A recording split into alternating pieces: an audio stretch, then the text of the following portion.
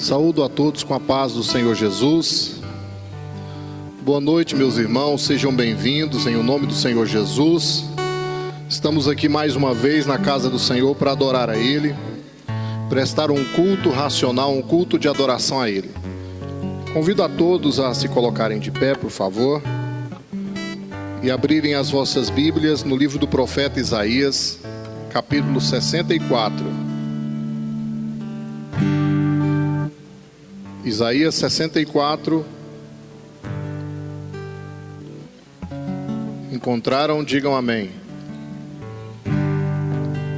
Diz-nos assim a palavra de Deus: porque desde o início do mundo, homens não têm ouvido, nem percebido pelo ouvido, nem tem o olho visto, um Deus, além de ti, que trabalha para aqueles que nele esperam. Porque desde a eternidade os homens não têm ouvido, nem percebido pelo ouvido, nem tem o olho visto, um Deus além de ti que trabalha para aqueles que nele esperam. Vamos buscar a Deus em oração.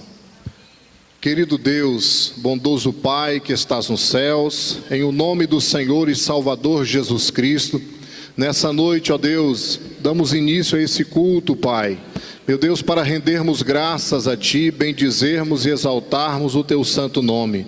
Pai Santo, reconhecemos que sem Ti nós não somos nada, que sem Ti nós nada podemos fazer, que precisamos da Tua misericórdia, ó Deus e Pai, em nossas vidas, ó Deus, a cada dia. Pai Santo, queremos o Senhor, queremos, ó Deus e Pai, precisamos do Senhor a cada dia. Venha nos dirigir, ó Deus, alimentar-nos, ó Deus e Pai, através da Tua palavra nesta noite. Meu Deus, falar conosco através das mensagens cantadas, dos louvores entoados a Ti nesta noite. Meu Deus, o Senhor possa nesse momento, Pai, receber o culto de cada um de nós aqui, meu Deus, que viemos Te buscar, abençoando a cada um dos Teus filhos, ó Pai, pela Tua poderosa presença, que a Tua mão santa seja, meu Deus e meu Pai, sobre cada um de nós, ó Deus. Em o nome do Senhor Jesus Cristo, nessa noite nós oramos. Aleluia, glória a Deus. Vamos adorar o Senhor com nossa harpa cristã. 523, aleluia. 523. Cristo nos deu uma fonte escondida, que qualquer sede se pode estancar.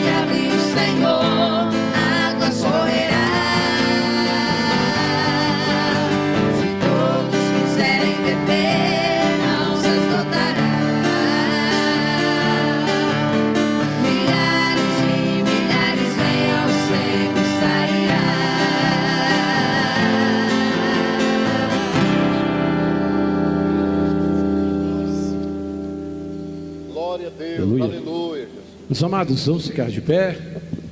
Quantos estão felizes mais uma vez retornarmos à casa do Senhor? Hoje abre teu coração que Deus tem uma palavra de esperança para a tua vida. Aleluia. Por mais que as dificuldades, por mais que as lutas venham sobre a nossa vida, nós temos que entender que Jesus está na casa. Nós temos que entender que ainda há esperança, porque Ele nos dá essa esperança. E a Bíblia diz que a nossa força ela vem do Senhor. E quando você sai de casa com o intuito de dizer eu vou porque Deus está lá, e eu quero ouvir Deus falar comigo, Deus fala. Agora quando você sai de casa com apenas uma ideia de ir por ir, pode ter certeza que teus ouvidos não virão aqui dentro. Então levante as tuas mãos ao céu e diz: Deus, fala comigo nessa noite, eu preciso ouvir a tua voz. Eu preciso aprender mais de ti, Senhor. Mas de uma certeza eu tenho, Pai, que o Senhor está na casa. E se Deus está na casa, a certeza é que nós vamos sair daqui edificados. Nós vamos sair daqui restaurados. Levante a tua mão e adore. Estás aqui, vivendo entre nós. Te adorarei, te adorarei. Estás aqui, transformando multidões. Te adorarei, te adorarei. Estás aqui, transformando vidas. Te adorarei, te adorarei. Estás aqui, tocando os corações. Te adorarei, te adorarei. Declara, declara. Meu Deus é o Deus de milagres, Deus de promessa, caminho no deserto, luz da escuridão. Meu Deus, Esse é quem tu és. Meu Deus é o Deus de milagres, Deus de promessa, caminho no deserto, luz da escuridão. Meu Deus, esse é quem tu és. Sais aqui, transformando vida. Te adorarei, te adorarei. Fala comigo, porque não. Sais aqui, transformando os corações pela tua palavra. Te adorarei, te adorarei. Meu Deus é Deus de milagre, Deus de promessa, caminho no deserto, luz da escuridão. Meu Deus, esse é quem tu meu Deus é o Deus de milagre, Deus de promessa, caminho no deserto, luz da escuridão. Meu Deus, esse é quem tu és. meu Deus é Deus de milagre, Deus de promessa, caminho no deserto, luz da escuridão. Meu Deus, esse é quem tu és. meu Deus é Deus de milagre, Deus de promessa, caminho no deserto, luz da escuridão. Meu Deus, esse é quem tu és. enxugue as lágrimas, está nos corações. Tu és a resposta, Jesus. Enxugue as lágrimas, está nos corações. Tu és a resposta. Levante as tuas mãos ao céu. Começa a decretar através desse louvor. Começa a dizer que tão somente Tu és o Deus. Aleluia. Olha o que Ele está te falando nessa noite. Oh Senhor, escuta. Enxugue as lágrimas, está nos corações. Tu és a resposta.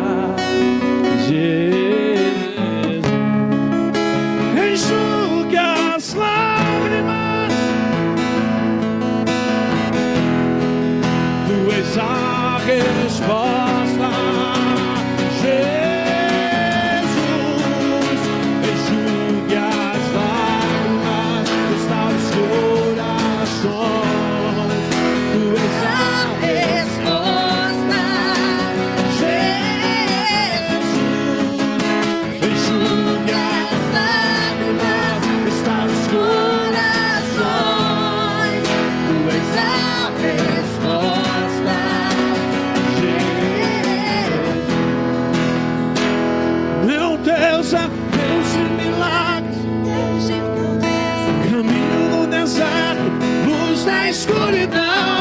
meu Deus, esse é quem tu és. Meu Deus é Deus de milagre, Deus de promessa, caminho no deserto, luz da escuridão. Declara a Deus, esse é quem tu és. meu Deus é Deus de milagre, Deus de promessa, caminho no deserto, luz da escuridão. Meu Deus, esse é quem tu és.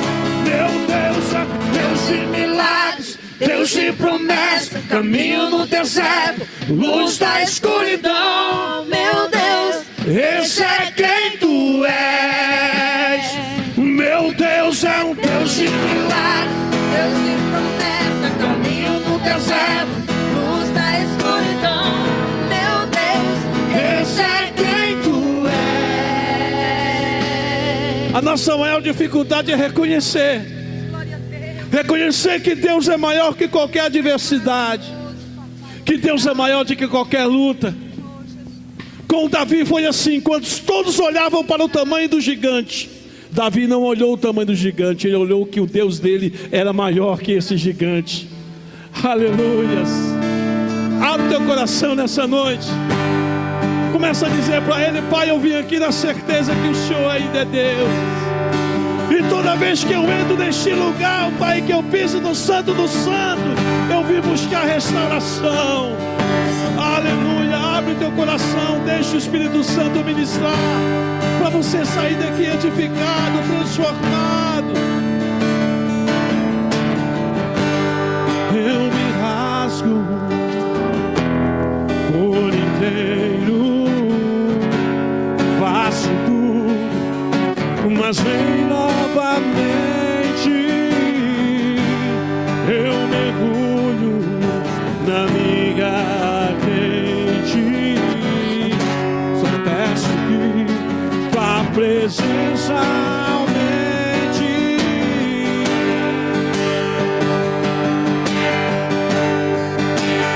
Oh,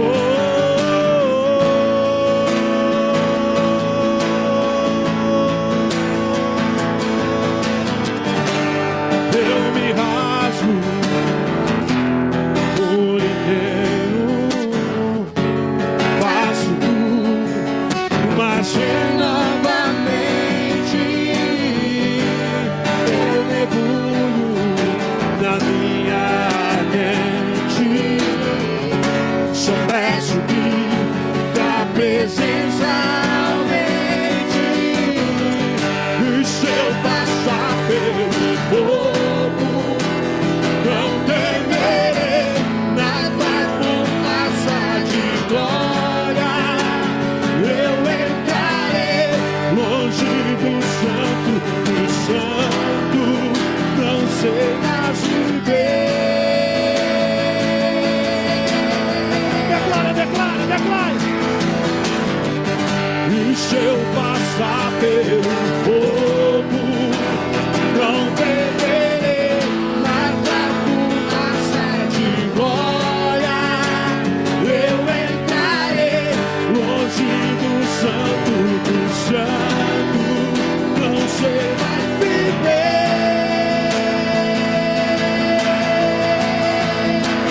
Quem já pisou o santo dos santos em outro lugar?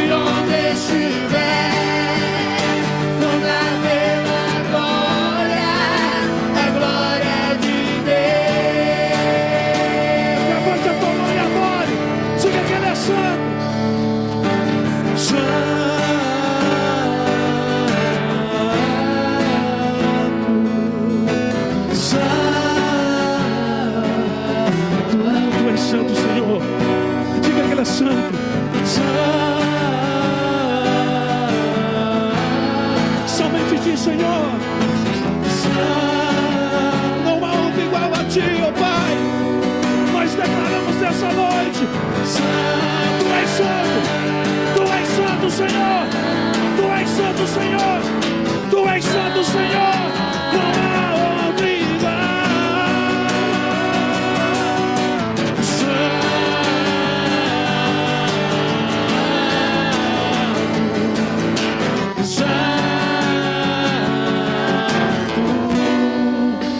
Quem já pisou no Santo dos Santos em outro lugar não sabe viver, e onde estiver clama pela glória, a glória de Deus. Eu fico imaginando quem já pisou no Santo do Santo e consegue ficar sem este lugar. Eu encontrei alguém um dia que me disse assim: eu não estou indo na igreja não, eu estou cultuando, estou assistindo pela televisão. Eu virei para ele e falei: você assiste Masterchef? Ele falou assim: eu adoro o programa Masterchef. Você consegue matar a tua fome assistindo Masterchef? Ele: não tem como. Assim também é a palavra de Deus, assim também é o cultuar. Só pela televisão não vai matar a tua sede de Deus não. Só ficando em casa também não vai matar a tua sede de Deus não. Quem já pisou no Santo do Santo não consegue ficar sem este lugar. Então levante a tua mão e adora. Quem já pisou no Santo dos Santos em outro lugar não sabe viver.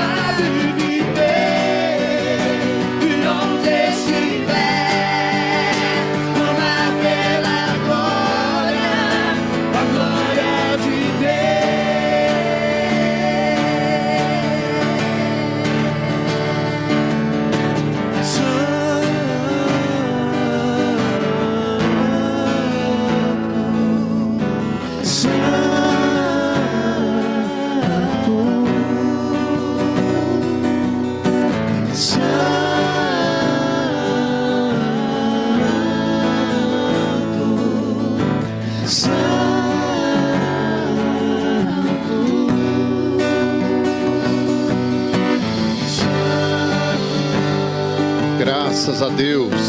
O Senhor Deus está aqui. Quem crê, diga aleluia. Graças a Deus. Deus derrama dois tipos de graça na nossa vida. Uma quando estamos dentro do nosso quarto. Entra no teu quarto, fecha a tua porta. Teu pai que está te vendo em oculto te recompensará. E a graça coletiva aqui na igreja.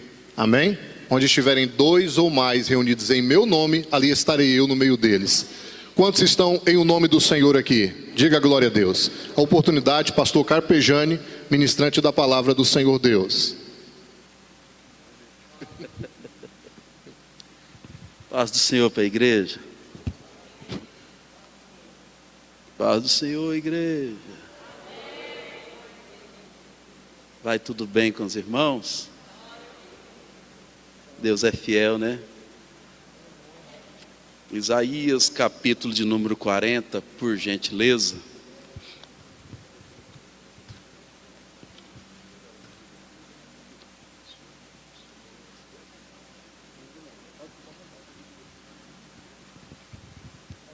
O pastor Valdir pegou um resfriado. E aí falou assim, ó, vai preparado que se eu não der conta de ir, você ministra. E é melhor obedecer do que sacrificar, né? Nós estamos aqui com muito temor para ministrar a poderosa palavra de Deus, Isaías capítulo de número 40, a partir do verso de número 28. Isaías capítulo de número 40, a partir do versículo de número 28. Diz assim a palavra do Senhor: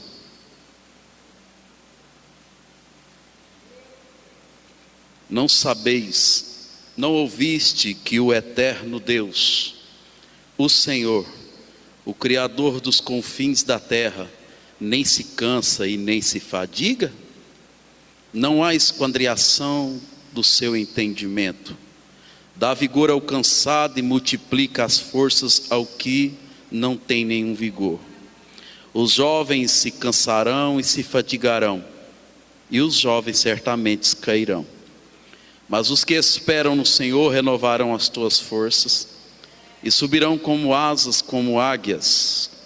Correrão e não se cansarão, caminharão e não se fatigarão. Deus abençoe a todos vocês, podeis assentar. Graças a Deus.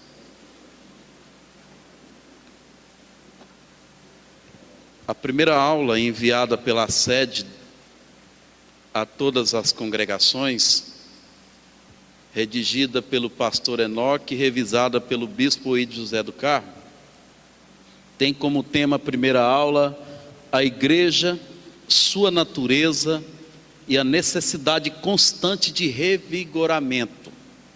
A igreja, vírgula, sua natureza e a necessidade de constante revigoramento.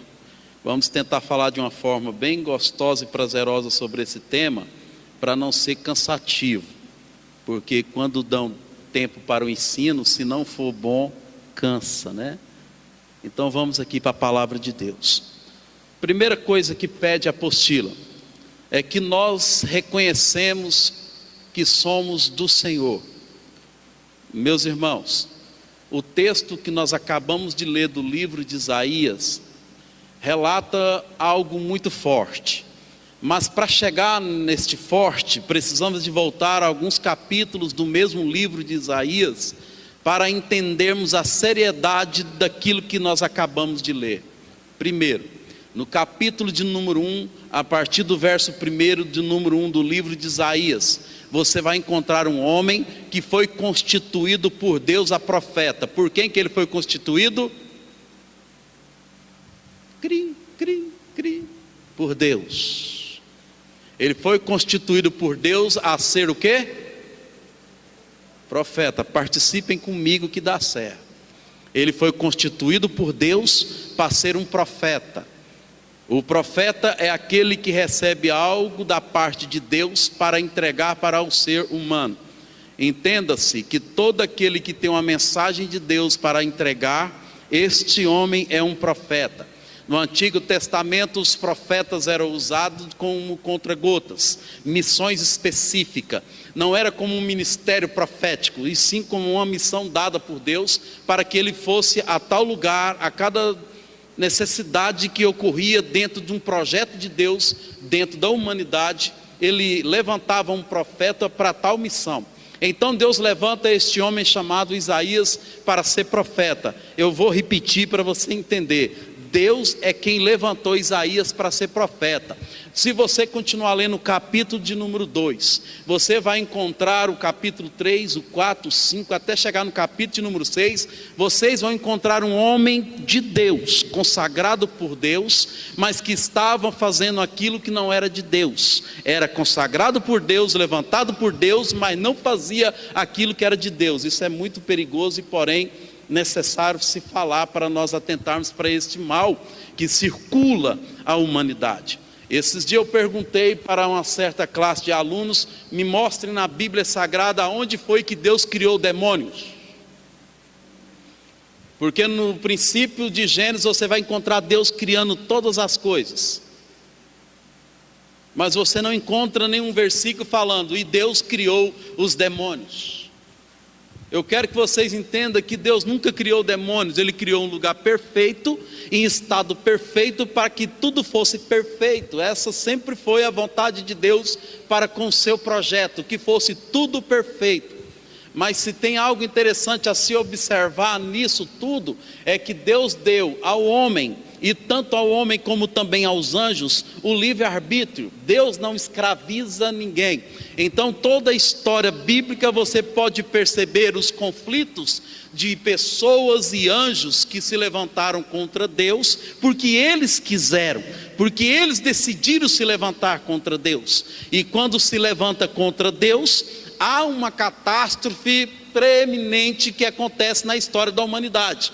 E esta vem com a queda de Lúcifer, que ele mesmo decidiu no coração dele se levantar contra Deus e derrubar o trono de Jesus Cristo. Uma loucura, derrubar o trono do Filho de Deus. Ele propôs no coração dele. Ele não foi criado para ser demônio, ele foi criado para ser um anjo de luz. E vocês sabem muito bem que Lúcifer, ele emanava a luz que iluminava a primeira terra de Gênesis capítulo 1, versículo 1, que no capítulo de número 1, versículo 9, Deus cria a terra novamente, porque em Apocalipse capítulo 7, versículo de número 12, houve uma guerra no céu, e aquela guerra foi acontecida no segundo céu, aonde o anjo Miguel, junto com os anjos, com a autoridade reforçada da parte de Deus, expulsa Lúcifer do lugar perfeito para a direção da terra, como se fossem meteoros conflitando com a terra. Essa terra de Gênesis capítulo 1, versículo 1, que foi destruída, tornando-se, conforme Ezequiel relata e também Isaías, uma terra sem forma e vazia, caótica, sem existência.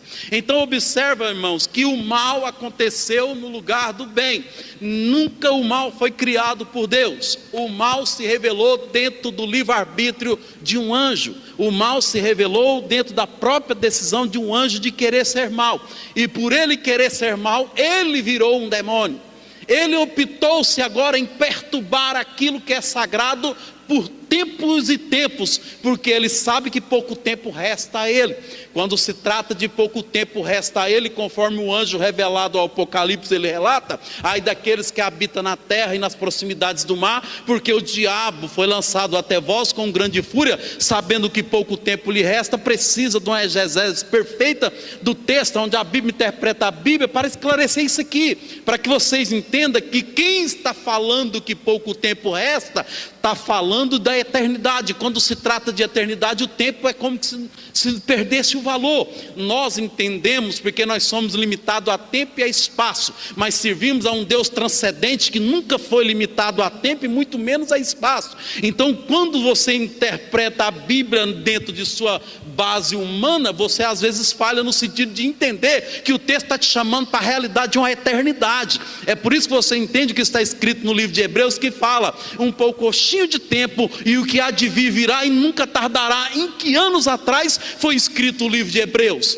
Parece que passa muitos anos, 1500, 1800 a 2000 anos que o livro de Hebreus foi escrito. Parece que sim, e parece então que esta palavra ela não tem significado, porque quem escreveu Hebreus disse: olha, preste atenção, é só mais um pouquinho de tempo e o que há de vir não tardará. Mas se você olhar pelo contexto do tempo que foi escrito, parece que não tem valor. Mas quem estava falando o texto de Hebreus estava com os olhos enxergados na eternidade. Ele não via que o tempo que nós somos limitados, ele estava indo na eternidade. Por isso que ele falou: falta pouco tempo. Quando se trata de eternidade, 1000 anos não é nada. Por isso é que Deus falou que um dia para Deus é como? E 1000 anos para Deus é como o quê? Um dia. E depois que o homem peca diante da eternidade, ele não conseguiu viver um dia sequer na presença de Deus, porque o homem que viveu mais tempo foi Metusalém e não chegou a alcançar a 1000 anos de vida, viveu 900 e algumas coisas. Não conseguiu completar um dia de ciclo na presença de Deus depois da queda do homem, depois da maldade do homem. Não conseguiu, porque um dia para Deus é como 1000 anos, e 1000 anos para Deus é como um dia. Então este mal que existe, irmão, ele foi criado por próprias decisões de anjos e pessoas. Observa-se que no texto do que nós lemos no capítulo 40 de Isaías, voltando aqui agora no capítulo de número 6, antes do capítulo 6, você vai encontrar um profeta, um homem consagrado, que ele tinha uma leve mania de ficar preocupado com a vida dos outros.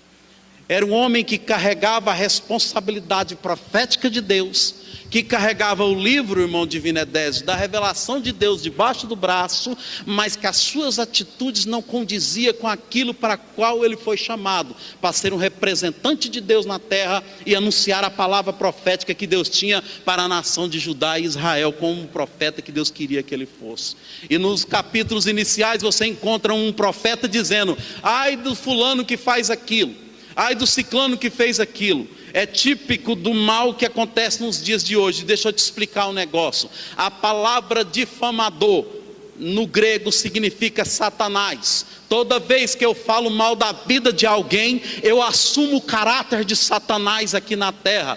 Fica a dica, porque que talvez você não está entendendo o que está acontecendo em certas vidas espirituais por aí, que carrega o livro da revelação, que tem a unção, que diz que tem a unção de Deus na tua vida, mas que as coisas não rompem, o crescimento não chega, a prosperidade não vai, não cresce. Sabe por quê? Porque existem princípios bíblicos que, quando eles são quebrados, eles travam, esperando voltar ao ponto de origem de onde foi quebrado e retratar, para que Deus possa cumprir com a palavra dele e honrar a tua vida.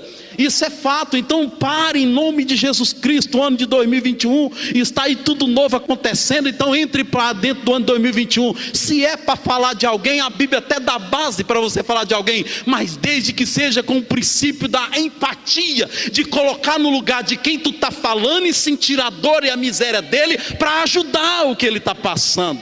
Não, mas quando eu sento para difamar alguém com maldades, um veneno na minha língua, eu assumo o caráter do demônio, porque difamador no grego significa Satanás. O profeta Isaías estava carregando uma maldade imensa nos teus lábios. Ele estava falando mal da igreja, falando mal dos irmãos, falando mal de quem congregava, do que jeito que vinha, da roupa que vestia, do cabelo que estava, e ficava falando de tudo. Mas um certo dia, diz o texto no capítulo 6, que num dia do reinado do rei Uzias, eu vi, observa, agora está no singular, eu vi, agora era o profeta. O que ele viu? Eu vi Deus assentado sobre um trono, e tinha uns querubins lá com 6 asas, que tampava partes do seu corpo e deixava somente o abdômen para ser visto. E quando eu vi o Senhor, eu disse: ai de mim, que sou um homem pecador. Presta atenção. Enquanto eu estou difamando a vida de alguém, eu assumo o caráter do Satanás. Mas quando eu tenho um encontro com Deus, a primeira pessoa que eu vou olhar os defeitos é a mim mesmo. É a mim mesmo. A Bíblia diz no texto de Coríntios, quando nós tratamos da ceia do Senhor, ele deixa bem claro: examine-se, pois o homem a quem? Se tem uma vida que você precisa de preocupar nessa noite, é com a sua. É com a sua. Para que nós entendamos o processo de ser uma igreja revigorada, renovada, cheia da presença do Pai, porque se tem uma coisa que Deus quer, é te usar mais do que você quer ser usado por Ele. Isto é fato, e mostro para você no Antigo Testamento, quando Deus visita através do profeta a casa de uma viúva, e quando ele chega lá na casa daquela viúva, ele pergunta para ela: o que tu tens em casa? Ela disse: eu não tenho nada. Minha filha, você não tem nada? Não tenho nada, a não ser um restinho de azeite na botija. Eu ainda tenho um restinho de azeite na botija. Ele falou: se tem um restinho de azeite, ainda há possibilidade de acontecer um milagre. Porque dentro da paracletologia, uma das matérias sublimes que eu gosto de estudar, a da pessoa do Espírito Santo de Deus, a presença do Espírito é representada pelo azeite. A botija pode representar o vaso, o humano, aquilo que é formado para receber o azeite da parte de Deus dentro. Mas se o vaso está com um pouquinho de azeite, ainda há esperança, porque o Espírito Santo ainda está habitando ali dentro. E aí o profeta vira para aquela mulher e fala: vai à casa dos seus vizinhos, minha filha, e busca bastante vaso, e não poucos. E eu mostro para vocês que a oração do Pai Nosso, ela foi feita primeiramente, irmão Alessandro, no Antigo Testamento, e depois revelada no Novo Testamento pelo próprio Deus, pelo próprio Cristo. Quando a irmã chega lá com os vasos, a viúva chega com os vasos, ele fala para ela: agora você entra para a tua casa em secreto, E em secreto o milagre vai acontecer. A oração do Pai Nosso. A oração do Pai Nosso. Ela nos dá uma esperança de entendermos que por mais que esteja doendo uma ferida que me fizeram ou que eu causei com minhas próprias mãos, eu não preciso de sair falando e difamando nada. Eu vou entrar para o meu quarto em secreto e o Deus que está em secreto vai ouvir a tua oração. Tão simples e libertador, e traz vida e prosperidade na alma de quem consegue praticar. Então observe-se que a mulher entra para dentro da casa e começa. A parte de Deus era fazer o milagre, o azeite. A parte do humano era aparecer com vaso. Enquanto tinha vaso, estava derramando azeite. Passa o primeiro vaso, o azeite enche. Passa o segundo, o azeite está enchendo o vaso. Passa o terceiro, quarto, quinto, sexto. E vai passando vaso, irmão Alessandro. Não para não. De repente a mãe grita para os meninos: me traz mais vaso, meus filhos. Aí observa-se a interrupção do azeite para por intermédio do humano e não por intermédio de Deus. Observa-se que o humano fala: mãe, não tem mais vaso. O azeite parou na hora. O azeite parou na hora. O que eu aprendo com isso, irmão Samuel? Que enquanto tiver vasos na igreja que entende o processo de que falar de ninguém nunca mais, em nome de Jesus, nós teremos a unção da parte de Deus para revigorar as nossas forças. Enquanto tiver um vaso que está disponível, tem azeite da parte de Deus para encher este vaso. Então o profeta Isaías, quando ele encontra com Deus, ele fala: olha, eu tenho até um título nobre na minha responsabilidade profética. Eu carrego até esse ministério que Deus deu para mim, mas eu quero dizer para vocês o seguinte: que eu só comecei a ser profeta de verdade, assim diz Isaías, quando ele viu o Senhor assentado no trono. Em nome de Jesus Cristo, eu quero que vocês entendam esse mistério. Deus está querendo que você encontre com Ele, para Ele tirar todas as mazelas do nosso caráter, para que nós sejamos uma igreja revigorada e cheia do Espírito Santo de Deus. Meus irmãos, reconhecemos que nós somos do Senhor. No capítulo de número 40, a partir do verso 28 que nós lemos, fala sobre o poder do Deus que não se cansa. Mas no capítulo 40, para mim, a partir do primeiro versículo, você encontra Deus deixando bem claro, para que a nação entendesse, para que a igreja entendesse que nós somos dele. Ele fala no capítulo 40, versículo de número 1, dizendo: discipulai o meu povo, ensinai o meu povo, ajudai o meu povo. Essa é a função que Deus queria do profeta. Ensina o meu povo, discipula o meu povo, educa o meu povo, mas deixou bem claro que ele estava chamando de meu povo. Um dia Jesus Cristo, Deus e Espírito Santo, em sua sublime soberania, eles começam a conversar com um personagem muito desagradável. E ele chega diante de Satanás e fala: Satanás, observaste o meu servo. Eu preciso, do meio desta caminhada, entender que eu sou do Senhor.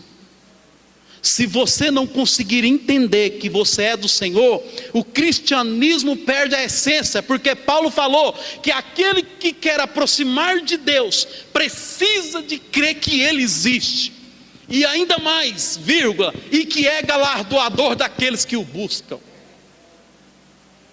Para mim entender este mistério, eu preciso de saber que eu sou do Senhor.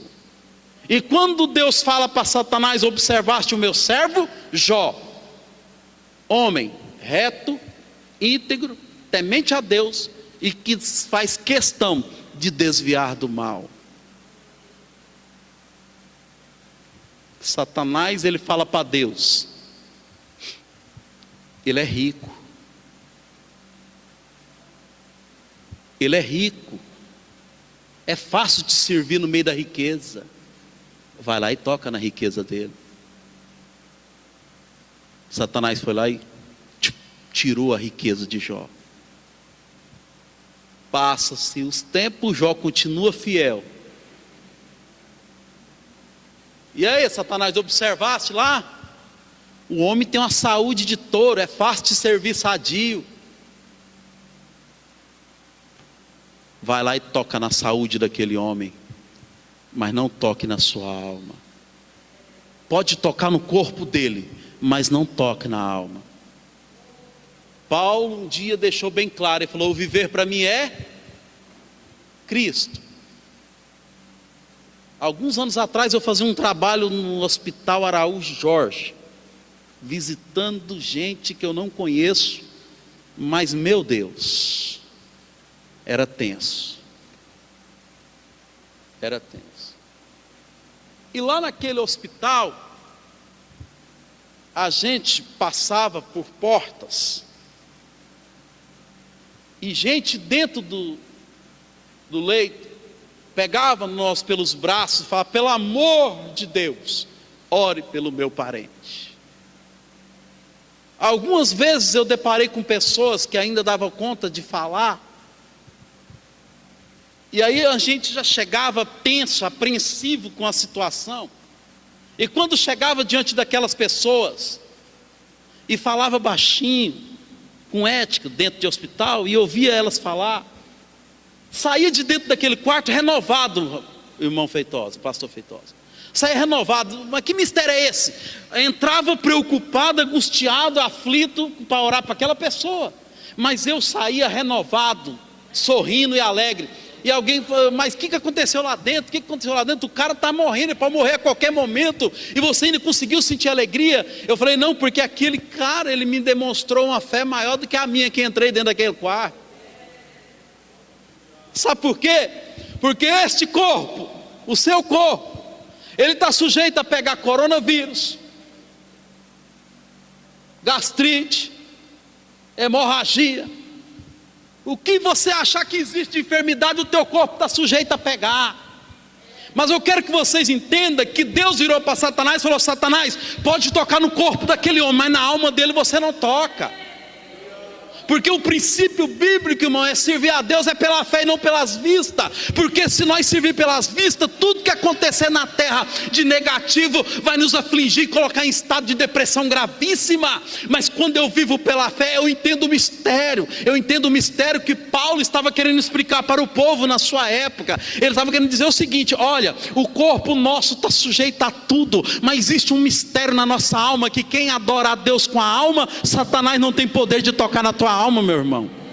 Satanás não tem poder de tocar na tua alma. É por isso que Deus falou: pode tocar no corpo daquele homem, mas na alma dele você não toca. Por que eu não posso tocar na alma dele? Porque a fonte de adoração de Jó é na alma. Ele não adora pela família que ele perdeu, nem pela riqueza que ele perdeu, e muito menos pela saúde que ele está perdendo. Ele adora pela alma, é pela comunhão que ele tem comigo no céu.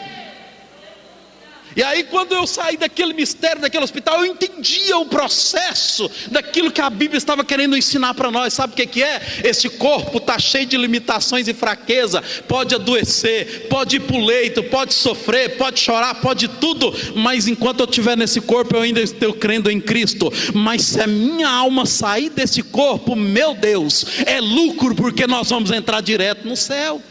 Uma igreja revigorada precisa de entender este mistério, que se você quer viver uma vida plena em novidade de vida diante de Deus, você precisa de parar de fixar os teus olhos demais nesta terra, porque esta terra vai te decepcionar, essa terra vai te frustrar. Essa terra não precisa de esperar a melhora, não, meus irmãos. Isto é bíblico, isto é realidade. Não posso vir aqui hoje dar um ensino para vocês do Alice no País das Maravilhas e esconder a realidade do que de fato a Bíblia grita nos textos apocalípticos da revelação escatológica que há de acontecer sobre a terra. Esta terra não vai melhorar. Só vai melhorar quando Jesus Cristo arrebatar a igreja e cumprir-se os textos do milênio, aonde novos céus e nova terra, quando ele vier e transformar essa terra e este céu, aí sim ela vai melhorar. Mas até acontecer o arrebatamento da igreja, não precisa de esperar melhora. Mas para alegrar o teu coração, uma igreja revigorada que sabe que é do Senhor, entende esse mistério que eu vou falar agora. Entende esse mistério, que mesmo fazendo o que aconteceu com Jó, Deus deixou bem claro para Satanás que ele era dele. Isto é a essência do verdadeiro cristianismo. É eu entender que aconteça o que acontecer, eu sou de Deus. Porque eu entendendo isso, eu vou conseguir falar igual Jó. Pode estar a crise que for, pode estar a aflição que for, pode estar a peleja que for, eu vou dizer, eu sei que o meu Redentor está vivo. Por quê? Porque eu sei que eu sou dele. Porque eu sei que eu sou dele. A essência do mistério da palavra é essa.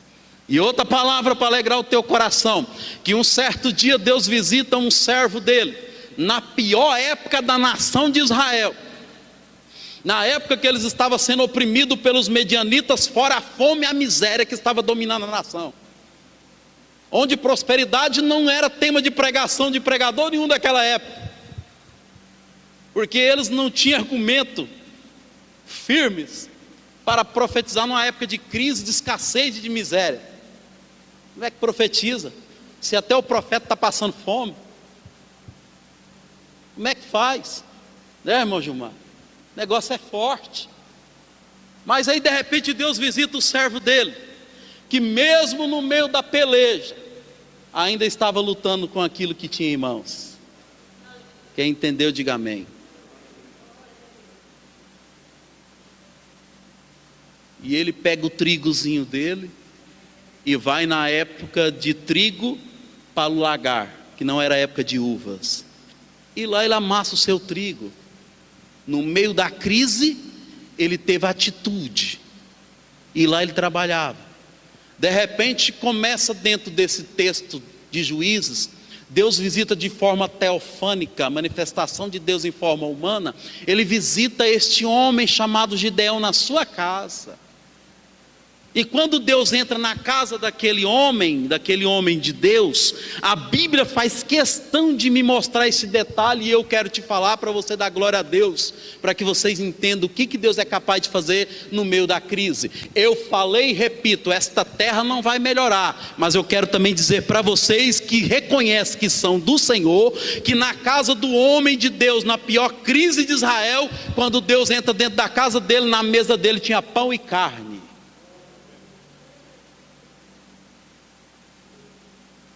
Então eu quero dizer para você o seguinte: esta terra não vai melhorar, mas se você reconhecer que é do Senhor, pode ter certeza que Deus não vai deixar faltar o pão e a carne sobre a tua mesa. De repente Deus levanta um outro homem, e eu quero que vocês me respondam com muita ética na pergunta que eu vou fazer agora. Saulo e Estevão, quem era o errado da história? Quando os dois se encontraram, um não tinha nada de arma a não ser a graça no peito, o outro era líder dos judeus, com a ordem de matar aqueles que estavam pregando o cristianismo.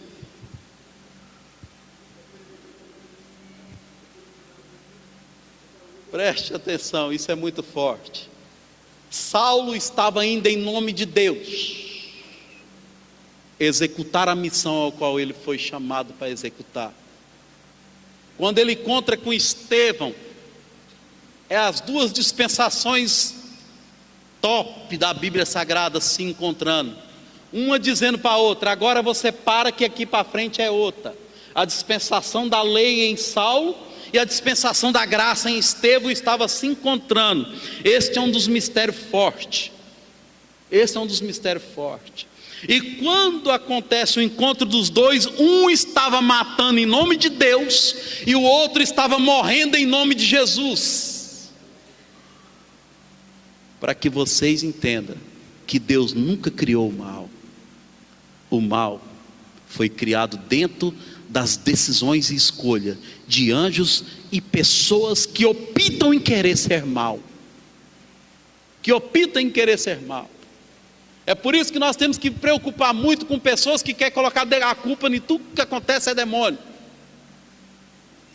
Ah, aconteceu isso, foi demônio. Ah, aconteceu, foi demônio. Ah, aconteceu aquilo, foi demônio. Deixa eu te explicar uma coisa. No livro de Gálatas está escrito, e bem claro, e bem claro, e bem claro: de Deus ninguém zomba, vírgula. Aquilo que o homem planta nessa terra, ele vai colher. Então cuidado para você não estar colhendo os frutos da tua plantação e ficar jogando a culpa no mundo espiritual como se você fosse vítima do acaso. Isto faz uma reflexão para que eu entenda o processo do que de fato é ser uma igreja revigorada. Eu preciso de olhar aquilo que eu estou plantando nesta vida. Gálatas capítulo de número 6, versículo de número 9: e não cesseis de fazer o bem. Quer plantar alguma coisa? Planta bondade. Porque no seu tempo ceifaremos, se nós não desfalecermos. Porque o texto de Isaías capítulo 40, versículo 28 ao 31, deixa bem claro que há um processo na revigoração, sim, mas mostra também que dentro deste processo há um momento de cansaço. Porque no Salmo 103, Deus deixa bem claro: eu conheço a estrutura do ser humano e sei que ele é formado de pó. Deus sabe, conhece as nossas limitações, sabe que estamos sujeitos a falhar, a enfraquecer, a perder o pique, a querer desistir do processo, do chamado. Não teremos aquele pique de persistência, mas o texto de Isaías também deixa bem claro, ele fala: olha, o Deus que te chamou, ele não cansa, mas ele responde de forma perguntando: porventura poderá Deus se cansar? Porque alguém poderia levantar e falar: Carpegiani, mas lá em Gênesis fala que ele descansou. Ele descansou, então ele cansa. Eu vi um pai responder para uma filha, foi aqui na igreja, foi tão rápido. Ela falou: ah, pai, por que você está com esse cabelo branco desse jeito? Aí ele olhou para a filha e falou: culpa sua, minha filha. Para que eu estou te contando isso? Para que vocês entendam, irmãos, para que vocês entendam que Deus, ele não cansa. Ele não cansa. Quando Deus fala em Gênesis que ele descansou, é porque ele estava deixando bem claro para o ser humano. Ele falou: olha, eu fiz isto, isto e isto, e você também eu fiz. Agora eu quero dizer para você o seguinte: vocês têm esses dias todos para usufruir, e você tem um dia para descansar. É só isso que eu quero deixar bem claro: vocês têm um dia para descansar. Então, quando encontra-se o homem Saulo e o homem chamado Estevão, um está indo em nome de Deus e o outro está indo em nome de Cristo, e todos eles achando que estavam fazendo aquilo que era correto. E de fato Estevão morre fazendo aquilo que era correto, e Saulo é advertido a entrar para a dispensação da graça, porque aquilo que ele estava fazendo, que era na dispensação da lei, já estava errado. Por isso que o texto de Gálatas ele deixa bem claro que aquele que vive sobre lei vive sobre maldição. Deus estava falando para ele: meu filho, a intenção do teu coração é até nobre, você está querendo fazer em nome do Pai, mas deixa eu dizer uma coisa: a lei acabou, meu filho, entra para a graça, e na graça nós não mata ninguém, nós estamos dispostos a dar a face para outro bater. Se pedir para andar mil milhas, anda 2.000 se for necessário. Essa é a dispensação da graça, é a dispensação da humildade, é a dispensação daquilo que alguém chama-nos de bobo. Lembra, não sei se eu contei aqui para vocês, que dentro da VM Fiorino tem corda, tem gasolina, litro de gasolina dentro dela, tem câmara de ar. Nunca usei isso para o meu carro, mas usei várias vezes na rodovia para outras pessoas. E toda vez que eu chego para dar alguma coisa, uma corda para socorrer alguém, ou uma gasolina para alguém, uma câmara de ar, eu falo para eles: sabe quem mandou dar isso para vocês? Esse quem? Jesus Cristo, Filho de Deus. Sabe por quê? Porque é melhor servir do que ser servido. Esse é o princípio da graça. Aí eu falei isso para um crente que eu não entendi ele na hora, mas tadinho, depois me deu pena. Ele falou: nossa, mas você é muito bobo em fazer isso, porque você dá esse trem tudo de graça. A Bíblia diz no livro de Provérbios que aquele que dá aos pobres empresta para Deus. A Bíblia diz que um dia Deus visitou um homem chamado Cornélio. Este homem chamado Cornélio, na sua descendência e na sua geração, era um homem pobre, de Mané Garré, pobrezinho. O salário dele era, ó, igualzinho do professor Raimundo, ó, pequenininho. Mas a Bíblia diz que da pobreza do salário dele, ele pegava e saía dando oferta para os pobres. Ele falava: eu vou tirar uma parte desse salário meu aqui e vou dar aos pobres. Aí um dia Cornélio dobra o joelho e fala: Deus, Eu estou com fome, está faltando comida aqui em casa. Deus visita Cornélio e fala assim, ó, Cornélio, descansa o teu coração, porque as tuas esmolas têm chegado diante do meu trono. Uma igreja revigorada entende que nós estamos aqui é para servir, mesmo que chame nós de bobo, mesmo que não entende, mesmo que alguém fala, eu não levanto de madrugada para socorrer ninguém. Tá bom, irmão, você ainda vai converter um dia e vai entender o que é o processo de uma igreja revigorada, porque a Bíblia diz, e repito, Gálatas 6, versículo de número 9, e não cesseis de fazer o bem, porque no seu tempo ceifaremos, se nós não desfalecermos. Há uma promessa advinda dos céus, para aquele que consegue aplicar o princípio da bondade aqui nesta terra, e somente uma igreja revigorada tem forças para aplicar o princípio da bondade aqui nesta terra. Meus irmãos, e quando acaba de morrer Estevão, a Bíblia diz que as pedras estavam comendo, e eu quero dizer para você o seguinte, segundo o pastor Valdir falou, e segundo os estudos fala, porque o pastor Valdir esteve lá na Palestina, as pedras lá, irmão, não é essas britas zero que a gente compra para fazer aí, não. Quem conhece Tapiocanga sabe o que eu estou falando, é daquele modelo, que as pedronas de jeito assim, parecendo o solo de Marte. Eu nunca fui lá não, mas diz que Marte é cheio de buraquinho, certo? Que as pedronas desse tamanho, cheio de quina ainda. Aí pega uma pedra daquela e começa a mandar num crente, que não tinha uma arma sequer, a não ser a força do amor dentro do peito, de acreditar que a pedra machucava o corpo, mas não machucava a alma. A pedra sangrava o corpo, mas não sangrava a alma. É por isso que ele entendia os mistérios do que é ser de Deus, porque ele sabia de fato, porque ele teve um encontro com Cristo. Estevão estava sabendo, falou, agora se eu morrer aqui, meu irmão, o que me espera é o céu. E de fato, quando as pedras estavam machucando o teu corpo, ele olha para o céu e fala, eis que eu vejo o meu Cristo em pé à direita de Deus Pai. Quando eu sei que eu sou de Deus, posso passar o que for nessa terra, que quando chegar a hora da minha morte, Ele vai estar em pé à direita de Deus para me receber nos céus. Uma igreja revigorada tem que ter essa fé, meus irmãos. Tem que ter esta fé. Outra coisa interessante, a igreja que precisa de entender que é de Deus. Outra coisa, a igreja precisa de entender o processo do que de fato é ser igreja. Alguém virou para mim um dia e falou para mim, eu não vou ficar indo em igreja não, porque eu sou a igreja. Ainda bati no peito desse jeito. E eu gosto de olhar dentro do olho da pessoa e pensar, porque se falar ofende. Eu falo, vai nessa tua força desviado, mas só na mente, que a gente tem que ter ética, não pode falar porque senão ofende, né, irmão Gunnar? Mas pensei, vai nessa tua força. Porque a Bíblia diz, na história de um homem chamado Salomão, que Deus o visita por 2 vezes de forma especial. E na primeira vez que Deus visita um homem chamado Salomão, Deus faz uma pergunta para ele: o que você quer que eu te faça, meu filho?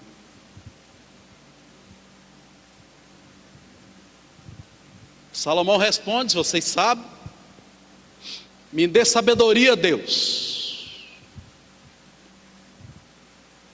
porque você não me pediste nem a morte dos teus inimigos,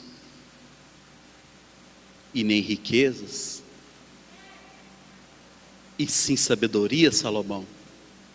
Eu vou te presentear com riquezas,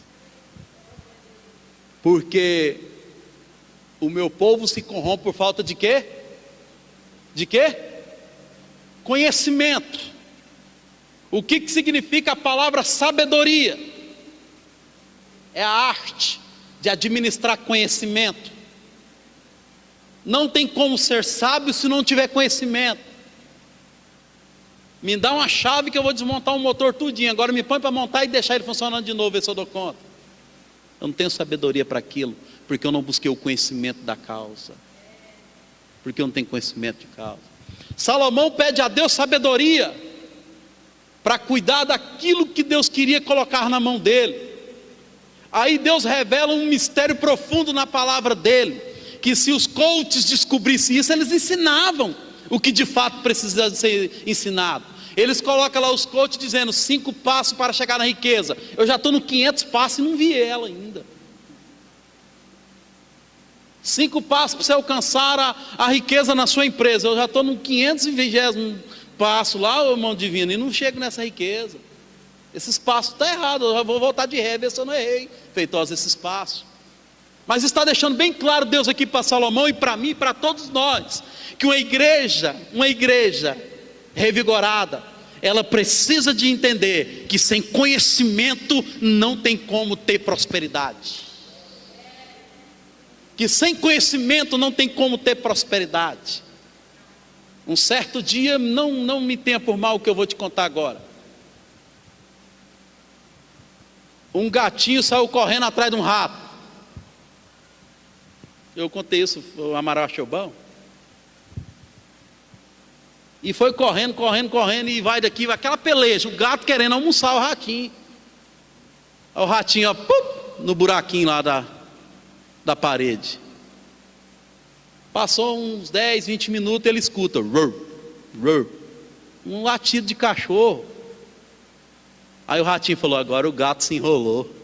Ele sai para fora, irmão Gilmar, o ratinho. Ó, que sai para fora, o gato pega ele. Vup. Eu falo: cadê o cachorro que estava aqui? Aí o gatinho responde: nesse mundo da globalização, quem não falar 2 idiomas passa fome. Quem entendeu, diga amém. Deus deixou bem claro que a sabedoria enriquece o homem, recheada de grandes conhecimentos.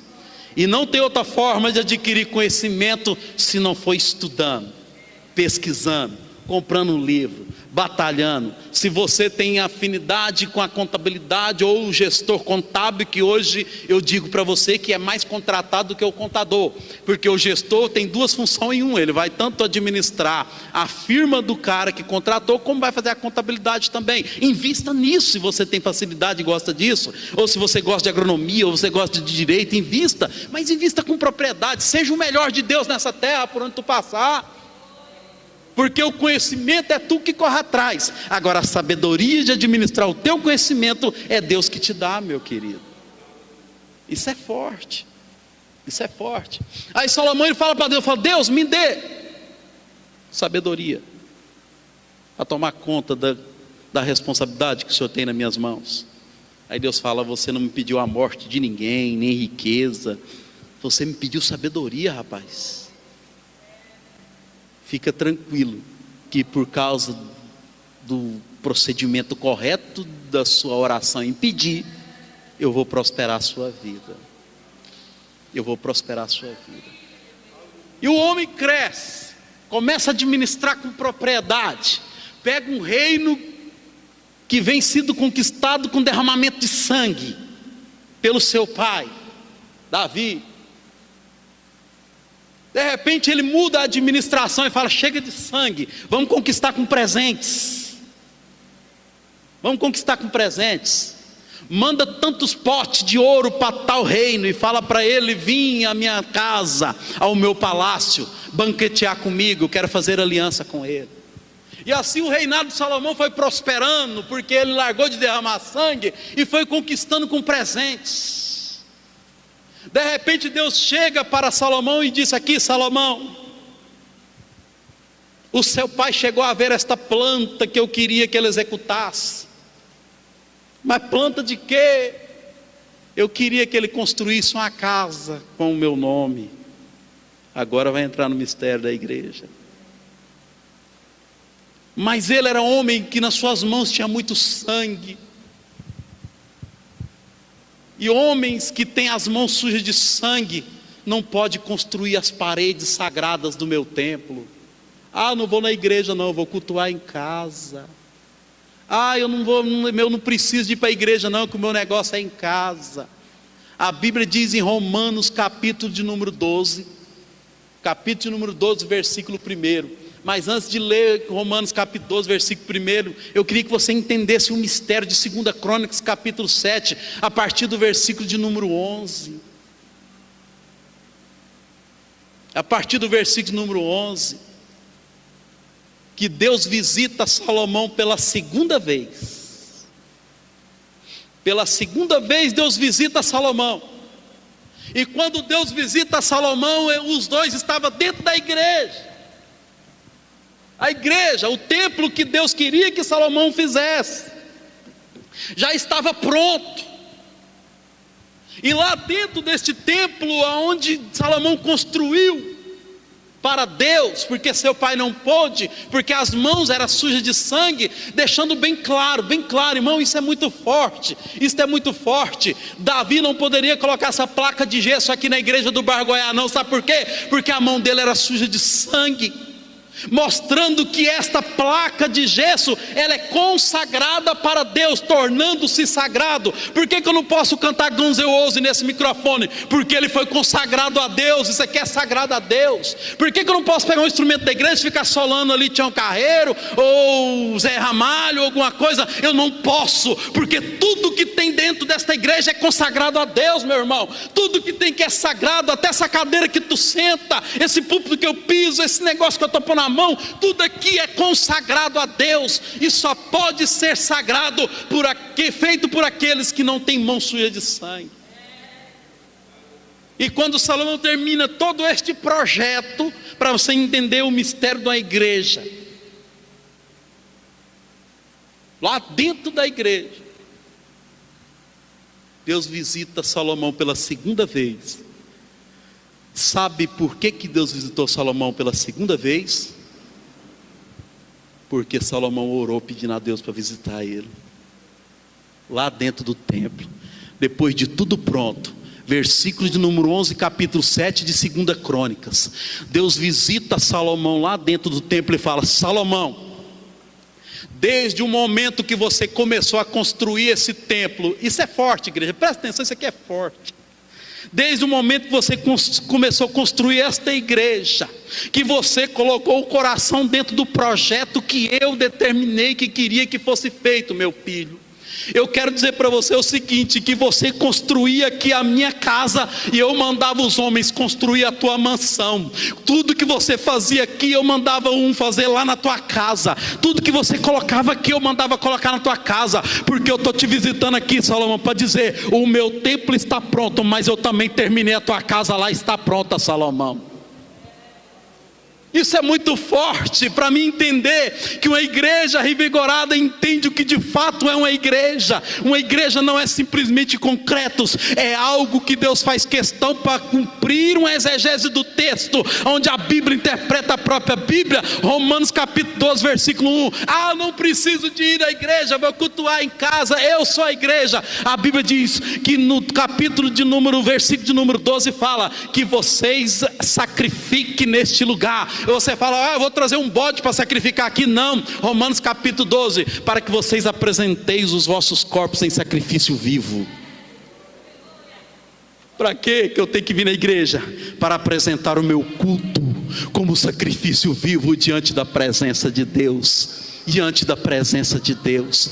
E aí Deus continua dizendo para Salomão naquele lugar, dizendo: olha, Salomão, uma igreja revigorada entende que o templo é sagrado. Uma igreja revigorada entende que enquanto ela investe no templo, eu cuido das coisas deles lá na casa deles. Uma igreja revigorada entende também que as pestes podem assolar o mundo por permissão minha, mas eu quero dizer, se o meu povo observa que Deus novamente está chamando a igreja dele de dele, se o meu povo, que se chama pelo meu nome, se humilhar e orar e se converter dos teus maus caminhos, então eu aqui neste lugar, Salomão, é dentro da igreja que esta conversa estava acontecendo, entre o construtor e o dono da construção, entre Deus e Salomão, que Deus deu sabedoria. Naquele lugar, Deus falava com ele: é aqui neste lugar, Salomão, se o meu povo, que se chama pelo meu nome, aqui dentro desta igreja, se converter dos teus maus caminhos, então eu ouvirei dos céus,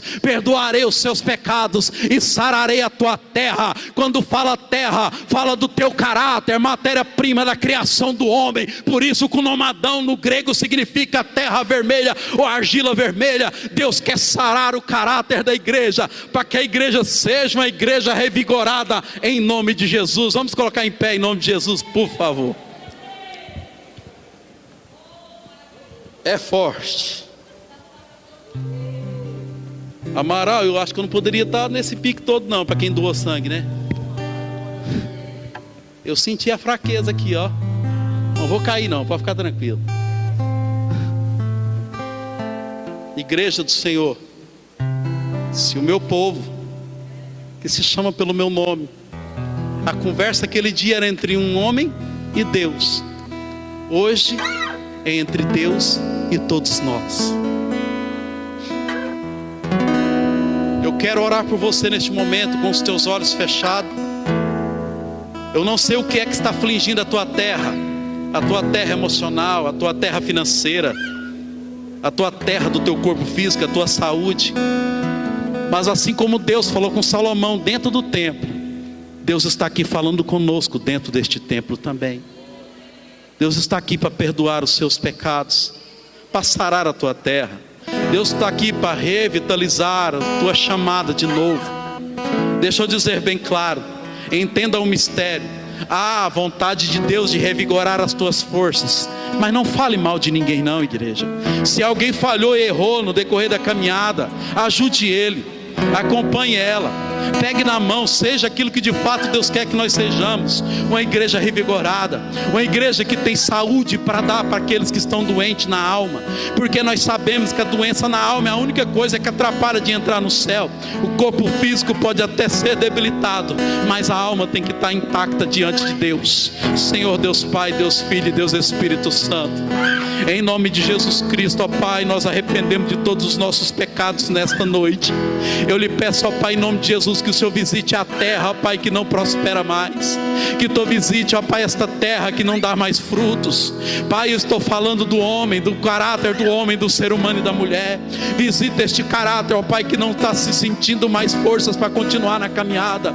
Ainda há esperança para a tua igreja do Senhor Deus Todo-Poderoso, ainda há esperança para a tua terra, porque foi Deus que prometeu que sarará a tua terra.